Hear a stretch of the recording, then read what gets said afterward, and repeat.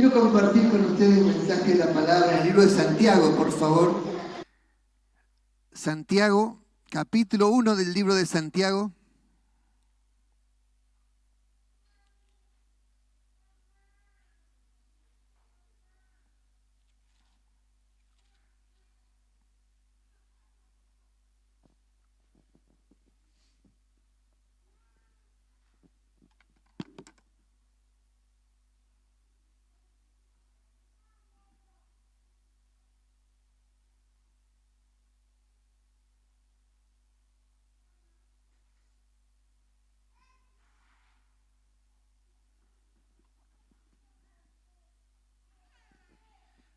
Muy bien, la Biblia dice así, Santiago capítulo 1, vamos a ir leyendo a medida que lo vamos explicando para que no se haga largo. Dice así, la sabiduría que viene de Dios es de partir del versículo 2 en adelante.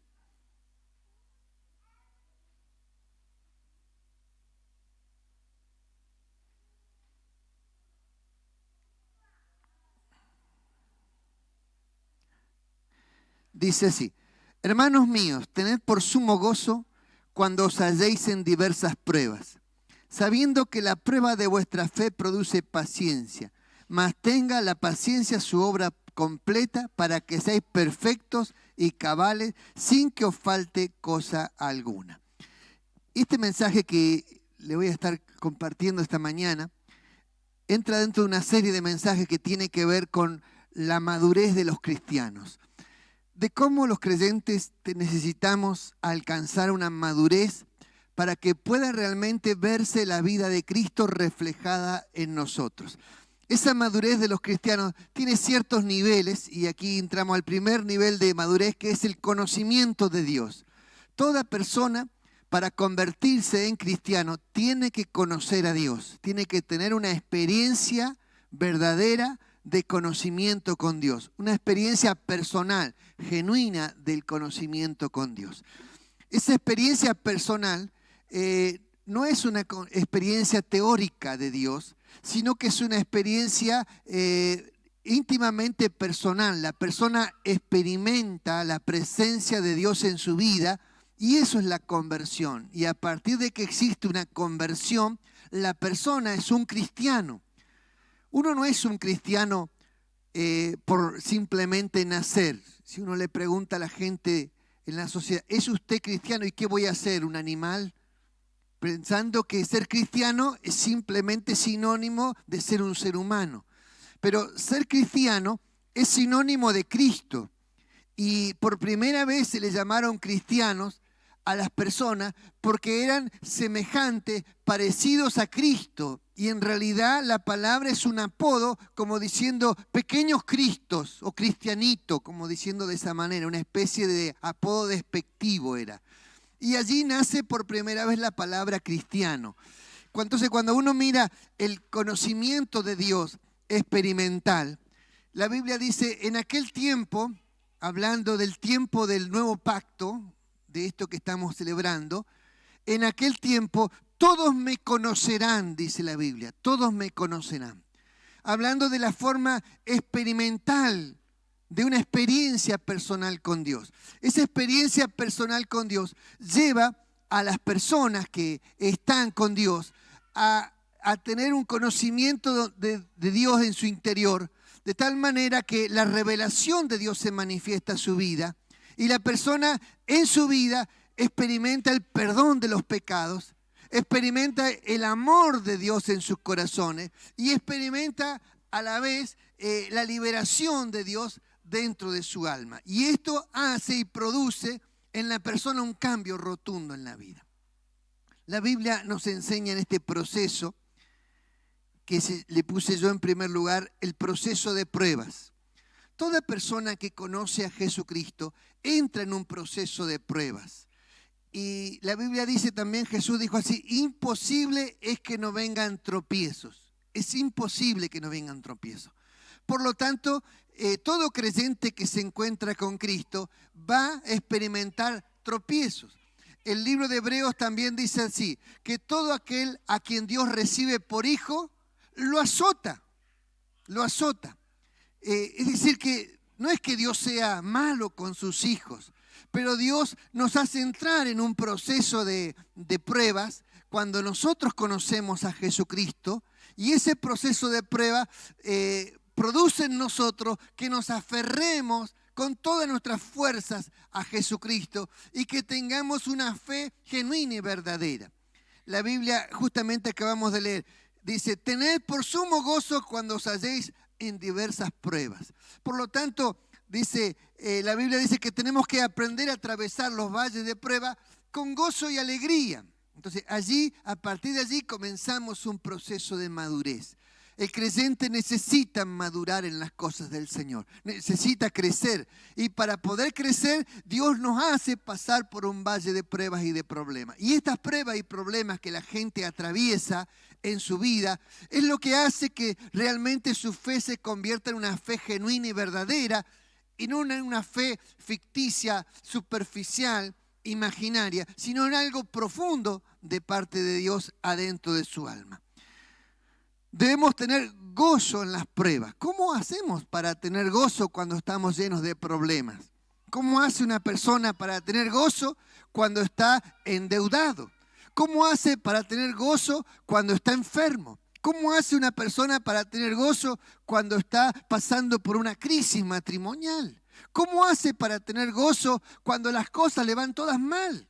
Bueno, allí es donde tiene que participar la fe. La fe que hay en el corazón de una persona hace que la persona pueda mirar la salida del túnel más allá de los problemas. La gran incertidumbre que como nación sufrimos o mundialmente se sufre es porque no se ve la salida al final del túnel, como diciendo, bueno, de acá a un año más se terminará todos estos problemas que estamos pasando como sociedad, y aparentemente no vemos la salida. Algunos países ya más avanzados, porque han avanzado mucho más en la vacunación y en las cosas que han sacado, han logrado, aplanar las curvas de contagio. Pero a nuestro ritmo que vamos, nosotros tenemos para rato con la curva de contagio. Por lo tanto, el hecho del proceso de que hoy estemos todos encerrados, o la mayoría de la gente encerrada, produce una incertidumbre en el corazón de las personas. Y esto también es un valle de pruebas y de problemas en lo económico. Estos días miraba unos reportajes de ver cómo la cantidad de negocios que han cerrado, han bajado sus persianas. Galerías completas, que no hay ni un comercio en toda la galería, y han cerrado las puertas por una razón. La razón es que no pueden seguir trabajando, no pueden cubrir los gastos. Y todo eso produce pruebas, problemas y necesidades. ¿Cómo vamos a tener gozo en medio de las necesidades? Bueno, ahí está el secreto de Dios, de cómo Dios nos ayuda a mirar a través de los problemas. ¿Con qué lentes miramos los problemas? Cuando uno se encuentra sufriendo problemas, lo que más quiere es salir lo más rápido posible de los problemas. Necesita salir de los problemas. Pero los problemas tienen un proceso en nuestras vidas, y a través de ese proceso es donde nosotros luchamos interiormente. Y en esa lucha interior es donde se produce una presión, y esa presión, dice, sabiendo que el resultado de la prueba es la paciencia. La paciencia. Y la paciencia parece que no tuviera nada que ver con los problemas. Pero la Biblia dice que la paciencia tiene todo que ver con los problemas. Entonces, la paciencia viene de la palabra paciente. Paciente. ¿Vio? Cuando uno va al médico, lo primero que hacen es, usted se convierte en paciente. Y tiene que sentarse en una silla seguramente a esperar que le toque el turno, ¿no? Y mucha gente está ahí, sobre todo en la guardia de los hospitales, impaciente, ¿no? ¿Por qué está impaciente? Porque no le toca el turno. Y siempre hay alguien que es más importante que uno. Siempre hay alguien que tiene más necesidad que uno. Y de repente uno está, bueno, ahora me toca. Y llega uno todo sangrando y pasa derechito. Bueno, ya no me toca ahora. Hay que esperar, paciencia. Paciencia. De ahí viene la palabra paciencia. Entonces, la paciencia es lo que a nosotros nos hace esperar. ¿Cuándo nos toca la salida de nuestros problemas? ¿Cuándo es la salida de nuestros problemas? Entonces, la salida de nuestros problemas está en manos de Dios. Entonces, Dios está viendo el proceso de nuestra alma, si crece el alma o no crece, si crece la confianza en mi interior o no crece. Está viendo en mi interior cómo reacciono yo adelante los problemas. Y eso es lo que Dios está observando. También Dios está con mucho cuidado como un cirujano, mirando que las pruebas no nos aplasten. De tal manera que Él está observando que las pruebas y los momentos que estamos pasando realmente no destruyan nuestra vida, sino todo lo contrario, nos fortalezcan en la vida. Eso es lo que Dios está observando. Muy bien. La paciencia tiene que tener un proceso, dice así, para que seáis perfectos y cabales sin que os falte cosa alguna. Por lo tanto, el proceso de espera que Dios, es decir, ¿cuánto espera Dios? ¿Cuánto tiempo tengo que soportar? Bueno, todo el tiempo que Dios quiere. Entonces, ¿cuánto es ese tiempo? Imagínense Job, el Job de la Biblia, cuando estaba pasando por el proceso de prueba, que vinieron, les robaron todo, se quedaron sin propiedad, sin nada, sin ningún animal, les robaron todas las cosas, diciendo, bueno, ¿hasta cuándo va a pasar esto? Al otro día murió todos sus hijos, no le quedó ningún hijo de todos los 7 hijos que tenía. Y entonces Job estaba realmente afligido en su espíritu, ¿me entiende? Y estaba sufriendo en su espíritu. ¿Hasta cuándo, Dios? Sin entender qué es lo que pasaba en el cielo. ¿Por qué? Si estaba haciendo las cosas bien, supuestamente, ¿por qué le pasaba todo esto esta calamidad que caía sobre él y su familia? Pero Dios esperó un tiempo y no le sacó la prueba inmediatamente de su vida, porque Job tenía que aprender una gran lección en la vida. Tenía que aprender a creer en Dios de verdad. Y en los últimos pasajes dice, de oídas te había oído, dice Job, mas ahora mis ojos te ven. Y él dice, pongo mi mano en mi boca, porque cada vez que abrí mi boca pequé. Como diciendo, no quiero hablar más, porque cada vez que hablo, peco contra Dios. Y él reconoce que conocía a Dios de oídas. Por lo tanto, este primer nivel, que es el nivel de conocimiento de Dios, cuando Dios nos hace pasar por prueba, es justamente para esto, para que nosotros aprendamos a conocer a Dios de verdad en nuestra vida. Perfectos y cabales. ¿Qué significa cabal? Por allí hay una frase que uno dice, no está en sus cabales, está fuera de sí. Y en este punto cabal el término significa el precio justo. La palabra cabal viene de la palabra caput, que significa cabeza o el precio justo de las cosas. ¿Qué significa esto? Que a veces uno se cree la gran cosa y cuando viene la prueba nos deja como estamos, nos inflamos como espuma. Y cuando viene el momento de prueba, ¡pum!, nos desinflamos. Eso es lo que somos. Lo que somos lo que cuando nos desinflamos. Entonces, cuando el ser humano le van bien las cosas, se infla, pero cuando le van mal las cosas, se desinfla.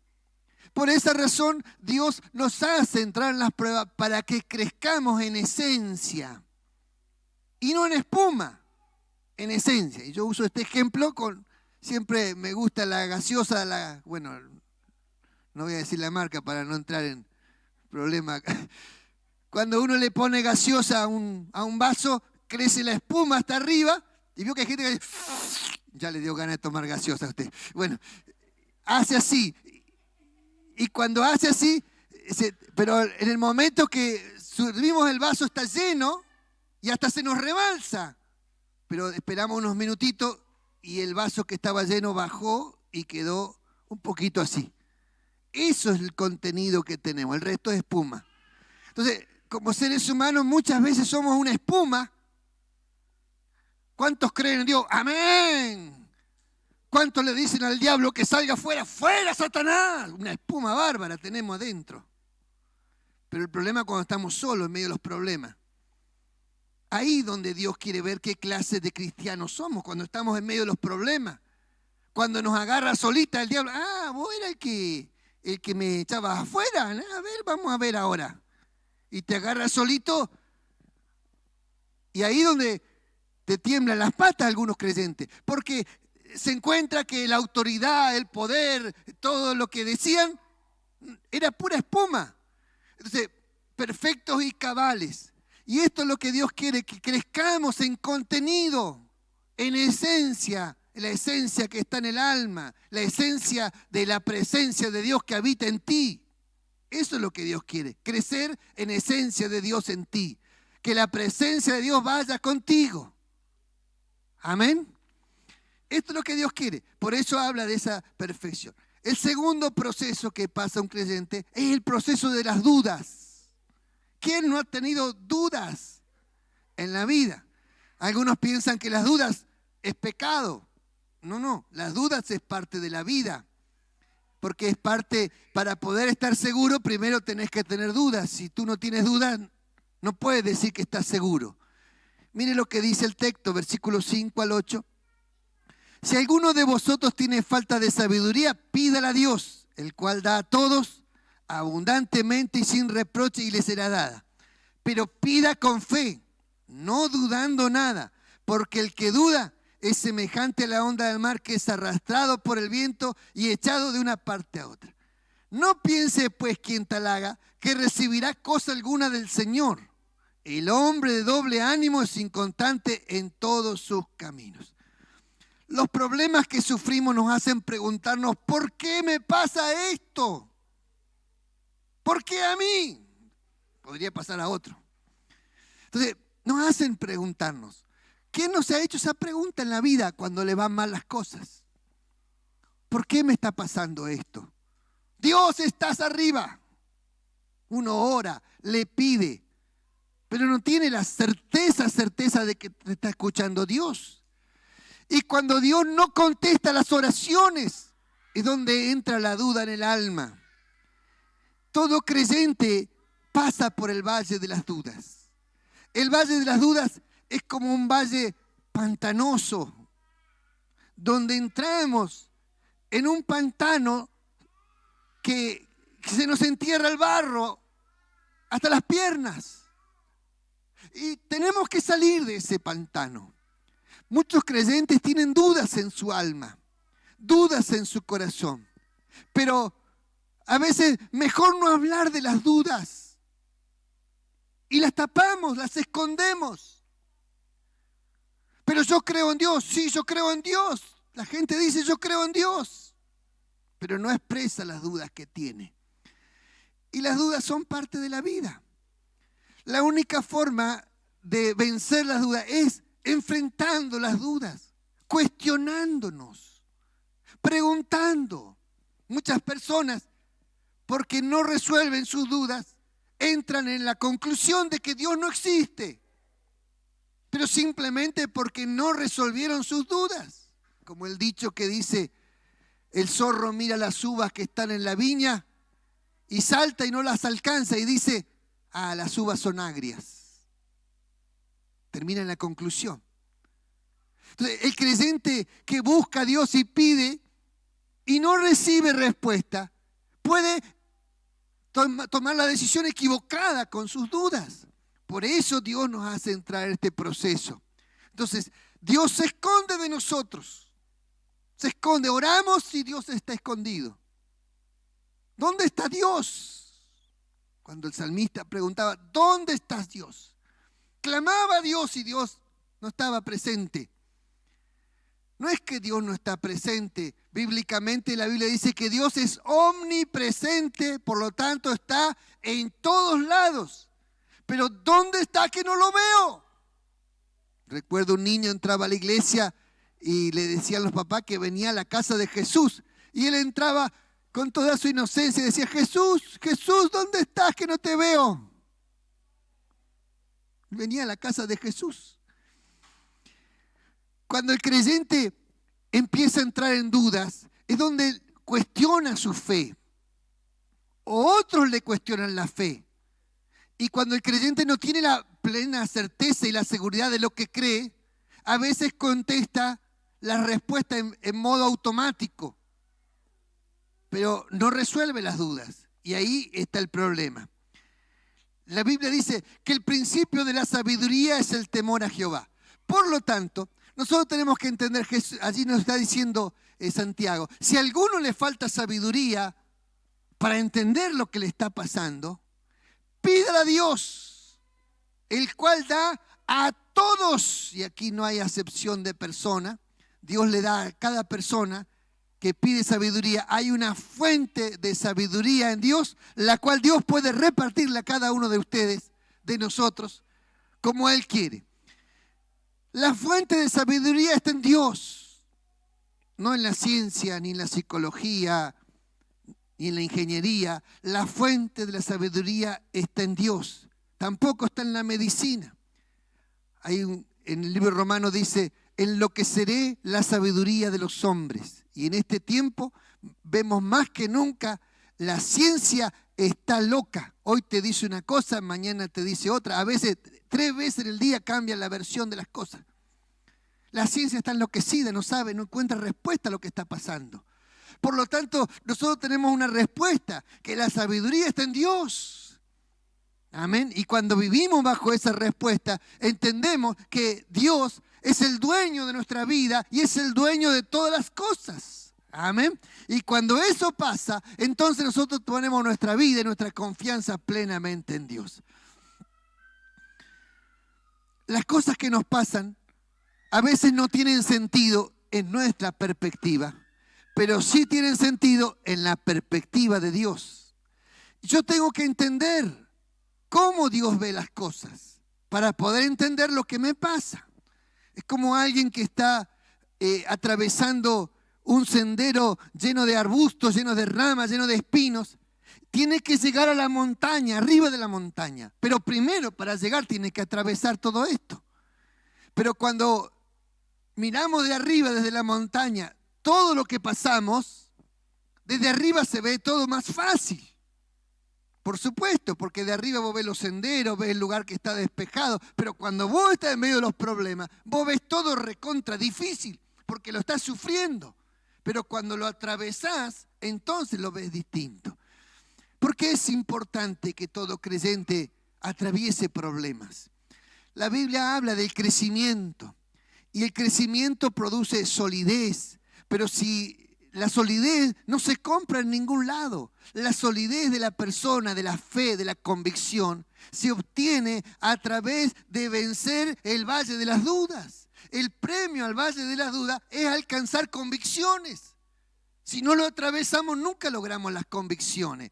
Saber que Dios está, que está con nosotros. Lo que marca acá es como la onda del mar. No seamos como la onda del mar, que va y viene.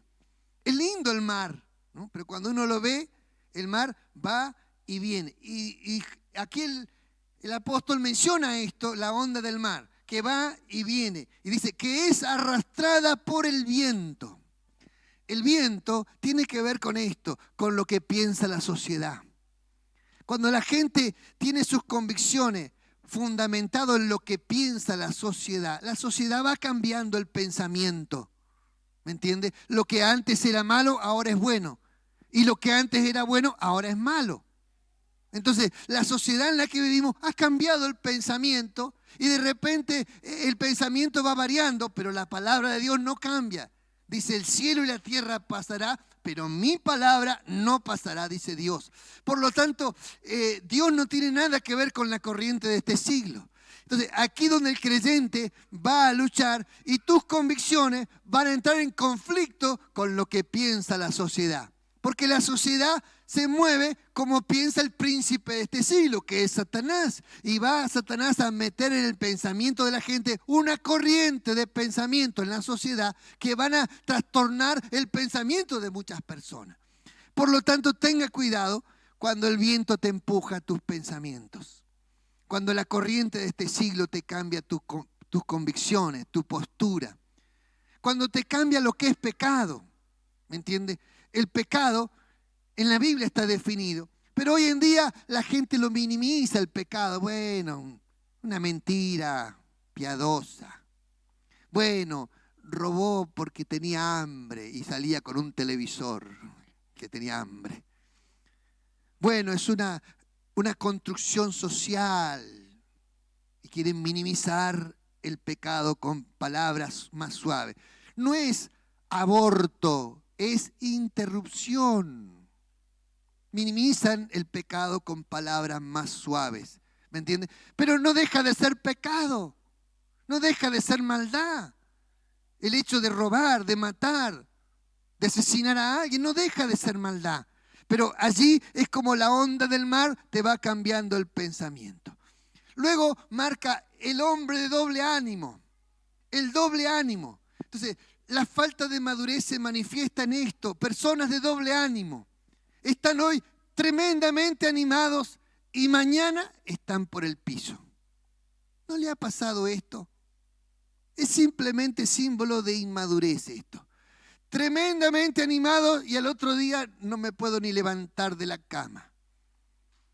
Dale, levantate, le decía la mamá. Levantate que se te hace tarde para ir a la iglesia. No, no tengo ganas, decía en la cama. ¿No? Bueno, en algunos hogares puede pasar esto. Pero esto es un caso especial. Dale, levantate que se te hace tarde. No, no tengo ganas, hoy no quiero ir para nada. Y le dice la mamá, levantate que la gente te está esperando. No, no tengo ganas. Levantate que soy el pastor, le dice la mamá. Ni ganas tenía. El hombre de doble ánimo. Dice, es inconstante. Que se cortó la luz. Eso. Bueno, yo tengo luz. Revise afuera el sitio. Bueno, es inconstante en todos sus caminos. Por lo tanto, ¿qué significa esto? Que la persona que tiene doble ánimo, que hoy está bien, mañana está mal, no logra concretar las cosas. Eso es lo triste, no logra concretar las cosas. Entonces, necesitamos concretar las cosas, terminar. Sembramos pastitos, yo estoy todos los días mirando a ver si crece, no crece, regando, a ver si crece, no crece. Estoy viendo ahí apenas una arlita. Y ya me puse contento porque veo frutos. Cuando una persona cuando queremos ver frutos, necesitamos esperar el proceso. El proceso. El fruto llega, pero hay que esperar el proceso. Si no logramos esperar el proceso, el fruto no llega. Entonces, si nosotros somos inconstantes, empezamos algo y no logramos esperar el proceso, no vemos los frutos. Entonces, si una persona empieza los caminos del Señor y quiere que Dios le cambie la vida, Dios te va a cambiar la vida, pero no es instantáneo, es un proceso. Y en este proceso de cambio de vida es tan importante tener un ánimo firme, que Dios limpie tu alma y purifique tu corazón, para que tu corazón no esté lleno de dudas. Las dudas son las que provocan que tengas un ánimo cambiante, ambiguo, las dudas de tu alma. Entonces necesitas aferrarte a Cristo y afirmarte en las cosas de Dios y no dejar jamás las cosas de Dios en tu vida. El último es un proceso de cambio que menciona el versículo 9 al 11 y esto es para terminar. El hermano que es de humilde condición gloríese en su exaltación, pero el que es rico en su humillación, porque él pasará como la flor de la hierba, porque cuando sale el sol con calor abrasador, la hierba se seca, su flor se cae y perece su hermosa apariencia. Así también se marchitará el rico en todas sus empresas. Mire, aprendemos más de los fracasos que de los éxitos. Cuando un creyente está esperando solo en los éxitos, uno aprende más de los fracasos que ha sufrido en la vida que de los éxitos que tiene en la vida. A veces tenés 9 fracasos y un éxito. Pero hay veces que te salieron 9 veces las cosas mal, para luego tener un éxito en la vida, una cosa que te salió bien. Entonces, si usted aprende solamente del éxito, va a tener 9 experiencias de vida que no va a aprender nada. Entonces, aprendemos más de los fracasos cuando las cosas nos salen mal, ¿entiende? Edison, después que hizo no sé cuántos experimentos para ver si la luz prendía, ¿me entiende? Llegó como al 30.000 de los experimentos que no le funcionaba y se largó a reír cuando prendió y la lamparita prendió un minuto y explotó, ¡pum! Y se puso a reír. Y le pregunté, ¿pero por qué se ríe si fracasó? No, porque he descubierto, no me acuerdo cuál es el número, pero he descubierto la forma de hacer reventar la lamparita 39.000 veces, más o menos el número. Pero luego, en el próximo experimento logró que la luz quedara encendida. Y así logró el éxito. Claro, todos prendemos la luz y prende, y nadie aprende nada del éxito porque ya lo tenemos hecho. Pero experimentar fracasos es frustrante en la vida, pero te enseña. Aprendemos de los fracasos porque aprendemos cómo hacer, aprendemos del proceso, aprendemos lo que no hay que hacer. ¿Me entiendes? Aprendemos cómo nos equivocamos. Hay gente arrogante que dice, si yo tuviera que vivir mi vida, no cambiaría nada. Yo todo lo contrario, si yo tuviera que nacer de nuevo con toda la experiencia que tengo, cambiaría muchas cosas las que hice mal. Porque entiendo que las cosas que hice mal me trajeron dolor a otros. Si hoy las pudiese cambiar, las cambiaría, son tarde, pero las puedo cambiar. Pero sí puedo aprender de mis fracasos, puedo aprender de mis errores. Esto es lo que hace Dios, el proceso de cambios. Al que es pobre, lo hace ser rico, y al que es rico, lo hace ser pobre. ¿Cómo hace Dios? ¿Por qué hace Dios así las cosas? ¿Por qué a Dios le gusta esto? Cambiar, hacer rompemos todo y empezamos de nuevo. ¿Por qué hace así Dios las cosas? Bueno, a Dios le gusta esto, porque la riqueza envanece al ser humano. Entonces, ¿querés ver cómo cambia una persona o qué es lo que hay en el corazón de una persona? Dale riqueza y dale poder y la gente cambia. Riqueza y poder. Entonces, Dios muestra esto. Entonces, Dios nos quiere mostrar que seamos cabales, lo que realmente somos en nuestro interior. ¿Cómo saber qué es lo que hay en nuestro interior? Bueno, no sabemos lo que hay en nuestro interior, porque sabemos hoy. Pero ¿y qué pasa si te van bien las cosas en la vida? ¿Cómo vas a ser si te van bien las cosas? ¿Vas a ser la misma persona humilde, cariñosa? ¿Vas a ser la misma persona, digamos, que pueden llegar los demás a ti? ¿O te vas a convertir en arrogante, en poderoso, en que no podés saludar a las personas, que no podés llegar al corazón de la gente? ¿Cómo vas a ser si tenés éxito? Mire, hay gente que Dios sabe que va a cambiar su vida cuando tiene éxito. Me acordaba estos días de Ezequías, un rey, que Dios le dijo, prepara tu casa, porque de cierto morirás. Y este rey se puso a llorar en la presencia del Señor, y cuando él se puso a llorar, Dios le concedió 15 años más de vida, 15 años más de vida. Este hombre tenía 39 años, cuando Dios le dijo, tu vida se te acaba ahora. 39 años, imagínense los que tienen esa edad más o menos, que Dios te diga, se te acaba la vida. Y él lloró, y hay un salmo allí explicando esto, y como él dijo, Señor, me vas a cortar en la mitad de mi vida. Y antes de que el profeta saliera, le vuelve a hablar que Dios le concede 15 años más de vida. Y en esos 15 años le fue recontra bien, prosperó, todo lo que hizo le fue bien. Pero se envaneció y se apartó de Dios. Qué triste, ¿no? Que la riqueza te haga apartarte de Dios. Pero por eso Dios nos mete en un proceso de cambios. Y estos cambios son traumáticos, pero son maravillosos. ¿Para qué hace esto Dios? Porque esto es lo que hace para lograr templanza, hermano. La templanza se logra solamente en este aspecto. Cuando vos metés el hierro al rojo vivo y luego lo sacás del rojo vivo y lo metés en el aceite que está a la temperatura natural y se prende fuego el aceite. Y ese cambio brusco de temperatura produce la templanza de un hierro. Bueno, asimismo, Dios quiere que los creyentes maduros sean personas templadas. ¿Amén? ¿Qué significa templado?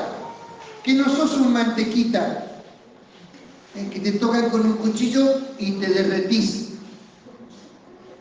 Hay muchos creyentes que son así, se ofenden de nada, se enojan por cualquier cosa, se desaniman por cualquier crítica, porque son mantequitas. Les pasa una pequeña cosa y ya están llorando como niños.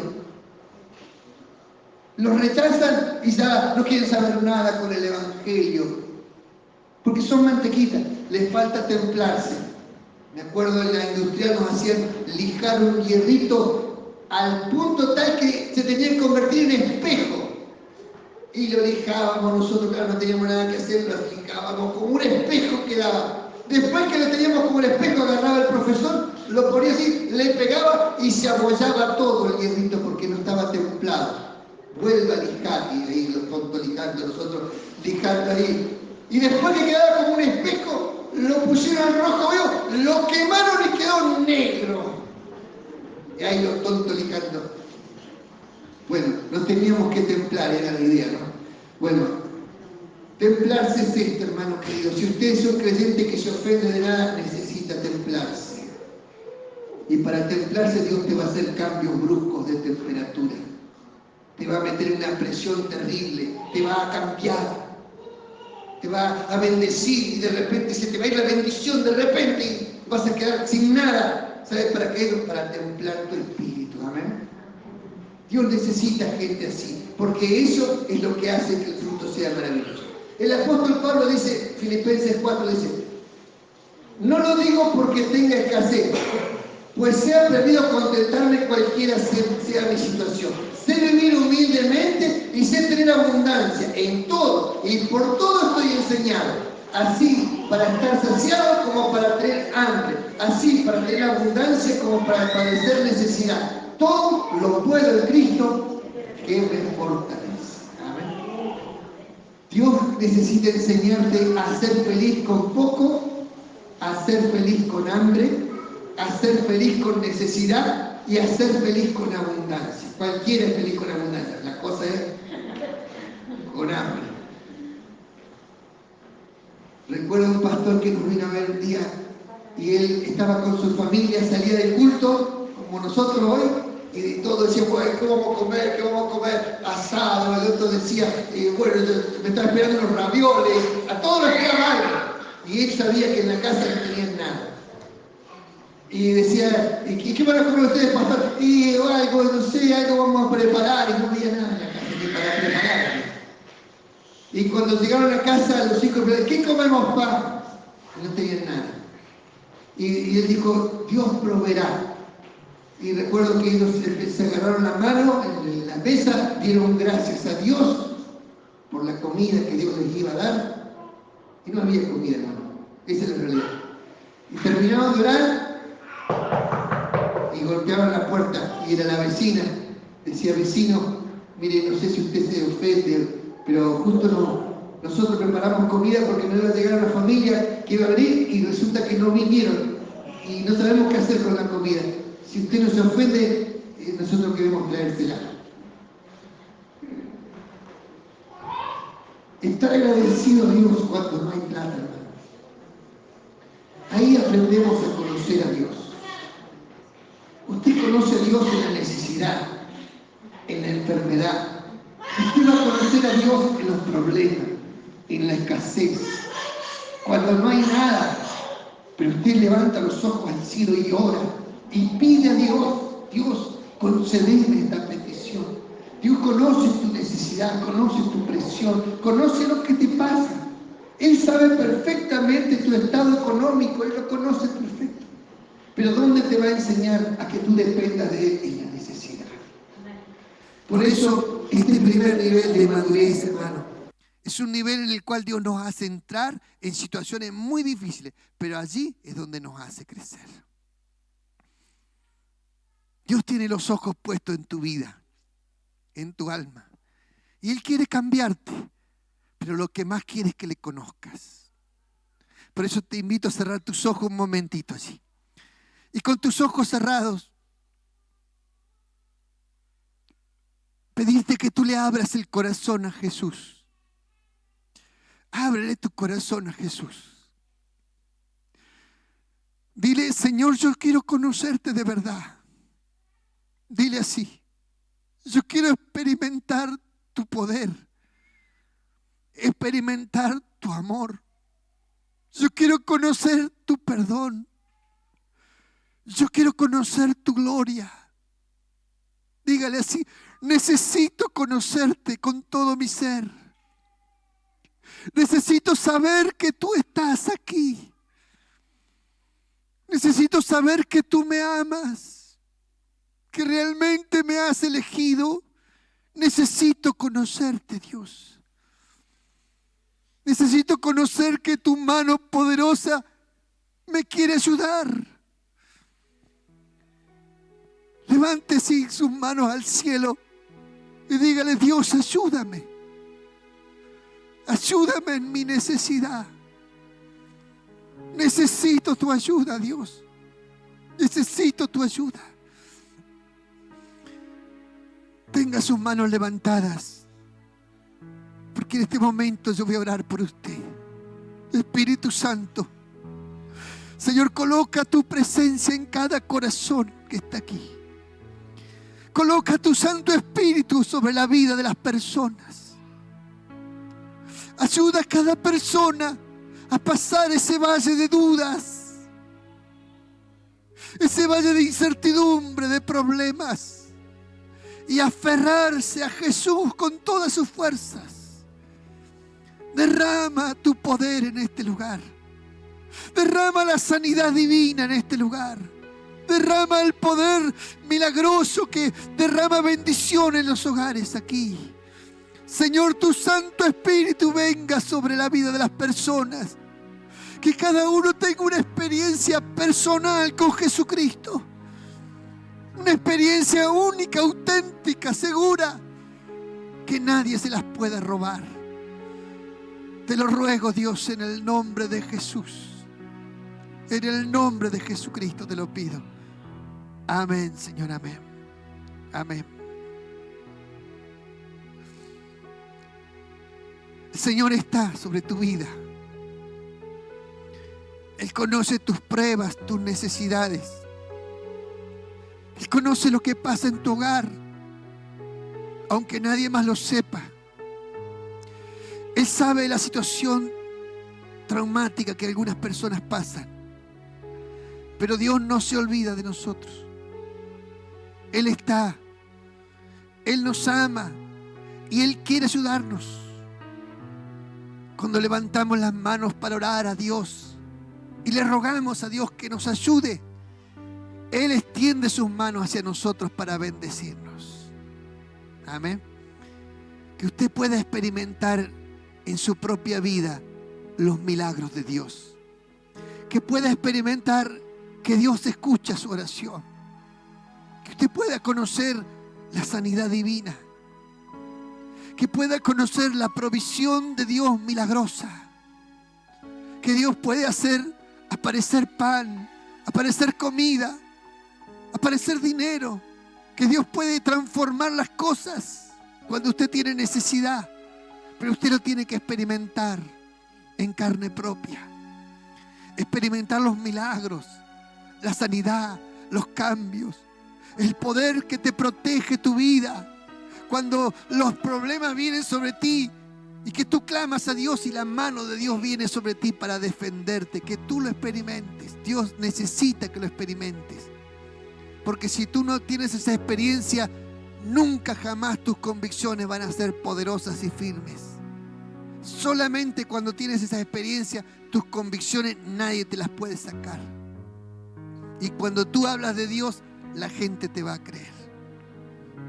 Aleluya. ¿Cuántos se animan a entrar en este nivel de maduración? ¿Se anima? ¿Se anima a decirle: Señor, hazme crecer? Así. Señor, hazme crecer. Necesito crecer. Aleluya.